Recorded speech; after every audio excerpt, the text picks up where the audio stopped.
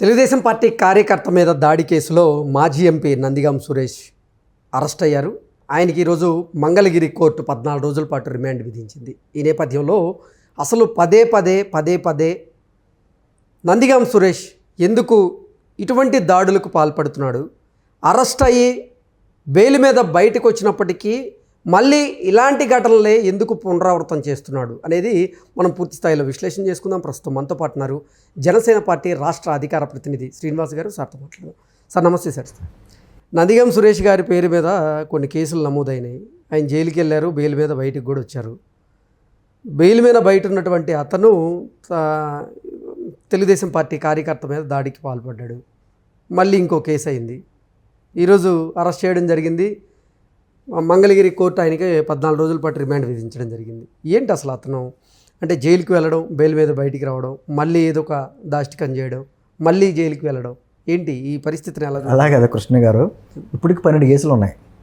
ఇది 13వ కేసు అట. తుళ్ళూరు పోలీసులు చెప్పారు. సరే, ఆల్రెడీ 12 కేసులు ఉన్న వ్యక్తి మళ్ళీ ఇప్పుడు 13వ కేసులో అరెస్ట్ అవ్వడం, కోర్టు రిమాండ్ వచ్చిన జైలుకి వెళ్ళడం. అంటే సహజంగా కృష్ణ గారు ఏదన్నా ఒక తప్పు పని చేసి జైలుకి వెళ్తే, జైలు అంటే ఏంటి? పరివర్తన కేంద్రాలు. అంటే అక్కడికి వెళ్ళిన తర్వాత మనిషిలో ఒక మార్పు వస్తుంది, పరివర్తన వస్తుంది.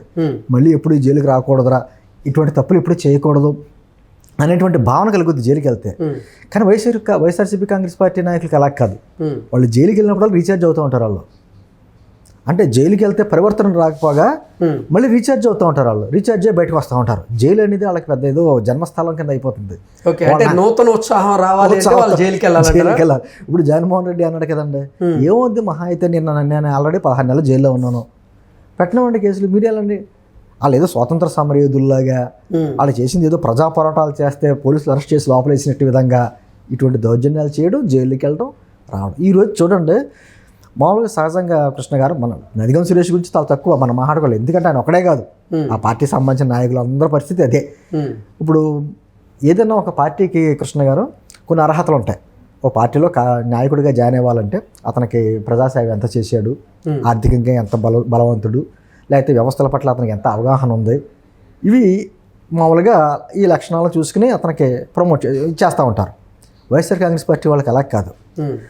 ఎంత దారుణమైన బూతులు మాట్లాడగలడు, ఏ విధంగా దౌర్జన్యాలు చేయగలడు, ఏ విధంగా అక్రమాలు చేయగలడు, ఏ విధంగా ప్రజాసంపద దోచుకోగలడు, ఇవి అర్హతలు.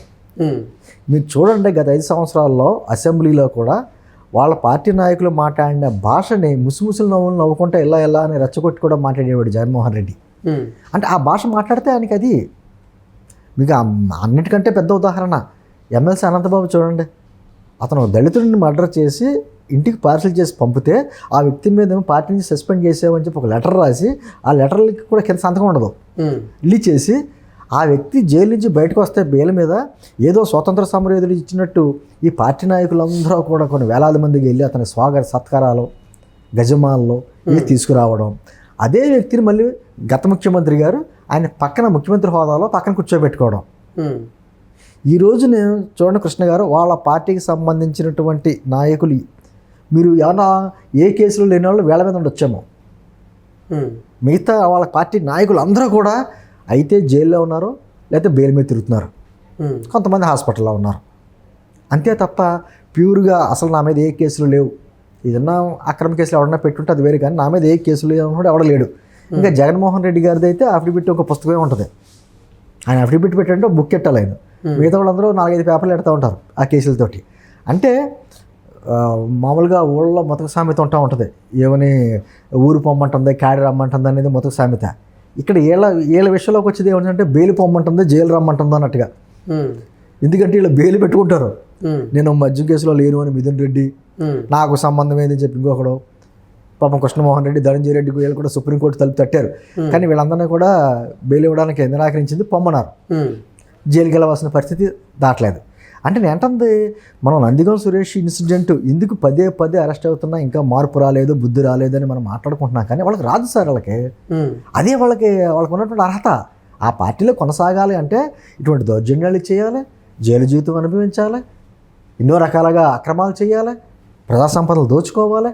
ఆ అర్హతలు ఉంటేనే ఆ పార్టీలో కొనసాగలం. అసలు టీడీపీ కార్యకర్త మీద ఇతని కుటుంబీకులు కానీ ఇతను కానీ ఎందుకు దాడి చేయాల్సి వచ్చింది? ఏ మోటార్ సైకిల్ తగిలిందట కారుకి. గతంలో కూడా ఇటువంటి కేసు ఒకటి. ఓకే. అంటే వాళ్ళకి ఏమి లేదండి, వాళ్ళ అహం ఇంకా తగ్గల. కొంతమంది నాయకులు ఉన్నారు అలా నియోజకవర్గం. జోగి రమేష్ పెడన వెళ్తుంటే ఆయన కారు వెళ్తుంటే కాన్వాయ్ దగ్గర పక్కన రైతులు రచ్చబండ్ల మీద అలా కూర్చుంటారు కదా, అలా కూర్చుంటే అక్కడ ఒప్పుకునేవాడు కదా అతను. నేను వస్తుంటే కూర్చుంటారా? అటువంటి అహం ఇంకా తగ్గల. పోనీ వాళ్ళు ఇంకా అధికారంలో ఉన్నారా? వ్యవస్థ ఎంత దారుణంగా మాట్లాడాడు తెలుసా అప్పట్లో జోగి రమేష్ గారు. నీలిపూడి అన్న ఊరెళ్ళి నాకు ఇప్పటికీ బాగా గుర్తు, బహిరంగంగా హెచ్చరించాడు, వైఎస్ఆర్ కాంగ్రెస్ పార్టీ కానీ ఓట్లు అయిపోతే మీ పథకాలను రద్దు చేస్తారని చెప్పేసి మైక్ ఇచ్చుకుని ఒక ప్రజాప్రతినిధిగా.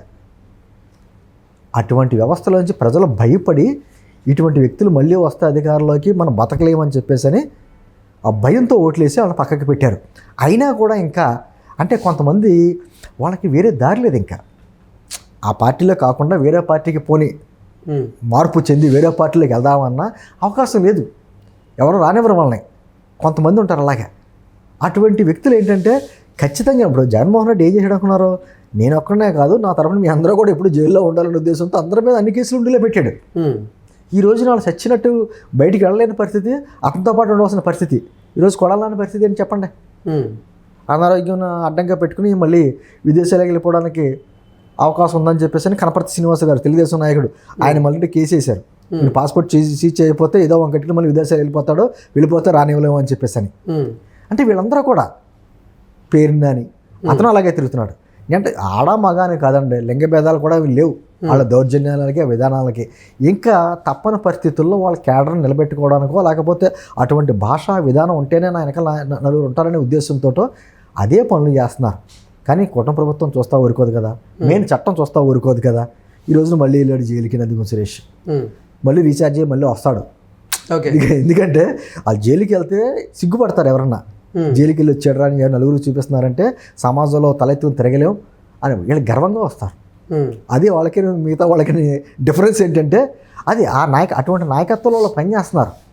అందుకని పదే ఇప్పుడు నందిగం సురేష్ కూడా దళిత సామాజిక వర్గం నుంచి వ్యక్తి. మరి అతను ఎమ్మెల్సీ అనంతబాబు చేసినటువంటి కార్యక్రమం ఏ విధంగా సమర్థిస్తాడు? మాట్లాడితే మా దళితులు అంటారుగా, ఎలా సమర్థిస్తాడు? ఏంటంటే కేవలం వాళ్ళకి భవిష్యత్తు వేరే చోట లేదనే ఉద్దేశంతో ఇటువంటి కార్యక్రమాలు. నందిగం సురేషే కదండి, నిన్న జరిగిన ఆ ఇన్సిడెంట్లో ఆ తెలుగుదేశం పార్టీ కార్యక్రమం ఆయన తమ్ముడు, ఆయన భార్య కూడా చెప్పు తీసుకొట్టిందట. పైగా అప్పుడు ఆ బాధితుడి భార్య కేసు పెట్టిందండి, నా భర్తకి మీద హత్యాయత్నం చేయబోరని చెప్పి కేసు పెడితే అరెస్ట్ చేశారు ఇతన్ని. నిన్న మనం చూసాం విడుదల రజనీ గారి విషయం. ఒక నిందితుడిని కారులో పెట్టి తీసుకెళ్తుంటే సిఐ ఆఫ్ చేస్తుంటే నా కారు ఎలా టచ్ చేస్తారట, నిందితుడిని కారులో పెట్టి తీసుకెళ్తుంది ఆవిడ.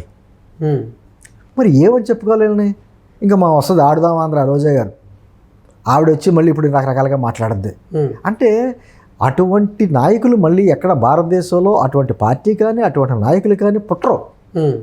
ఇప్పటికే పోనీ ప్రజలు బుద్ధి చెప్పారు కదా, మనం 151 స్థానం నుంచి 11 స్థానాలు పరిమితం చేశారు కదా, మనం ఎక్కడ తప్పు చేసాం మళ్ళీ ప్రజలకి వెళ్ళాలి అనేటువంటిది ఒక పరివర్తన కానీ ఒక దాన్ని ఏమంటారో ఒక ఆత్మీయ విమర్శ కానీ చేసేటువంటిది లేకుండా వాళ్ళు చేసింది ఘనంగా చెప్పుకుంటున్నారు.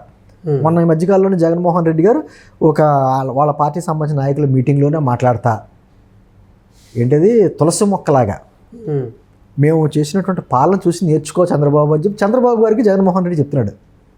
వాళ్ళ పాలనలో తులసి మొక్కలా చేశారట, అంత అందంగా చేశారట పరిపాలన. మరి అంత అందంగా చేస్తే మరి ప్రజలు ఎందుకు తీసుకొచ్చి 150 ఓట్ల నుంచి 11లో కూర్చోబెట్టారు? అది ఆత్మవిమర్శ చేసుకోరు. అంటే నేను అంటుంది వాళ్ళ మనసుకి స్థితి అటువంటిది. ఆ పార్టీలో చేరాలన్నా ఆ పార్టీలో కొనసాగాలన్నా అర్హతలు ఏంటంటే ఇలా జైలు జీవితం అనుభవించాలి, లేదా అక్రమాలు అన్యాయాలు దౌర్జన్యాలు చేయాలి. నాయకుడు తగ్గట్టే కార్యకర్తలు అదే జరుగుతుంది. నాకు తెలిసి నందిగం సురేష్ మరోసారి బయటకు వచ్చిన బెయిల్ మీద మళ్ళీ తిన్నగా ఉంటాడని చెప్పి నేనైతే అనుకోను. కుక్కతోక వంకర లాంటిదండి వీళ్ళందరూ బుద్ధి. ఖచ్చితంగా వీళ్ళందరూ కూడా చివరాఖరికే నేను చెప్తున్నాను కృష్ణ గారు, కొద్ది కాలంలో వ్యవస్థలన్నీ సరిగ్గా పనిచేసి మధ్య కుంభకోణంలో సూత్రధారులు కూడా జైలుకి వెళ్తే వచ్చే వైఎస్ఆర్ కాంగ్రెస్ పార్టీ ఆ పార్టీ వార్షికోత్సవం ఉంటుంది కదా, వార్షికోత్సవం మరి విజయవాడ జైల్లోనో లేకపోతే రాజమండ్రి సెంట్రల్ జైల్లోనో జరుపుకుంటారు. ఎందుకంటే బయట ఎవరు ఉండరు నాయకులు, అక్కడ జరుపుకుంటారు. ఓకే అండి, థ్యాంక్ యూ సో మచ్.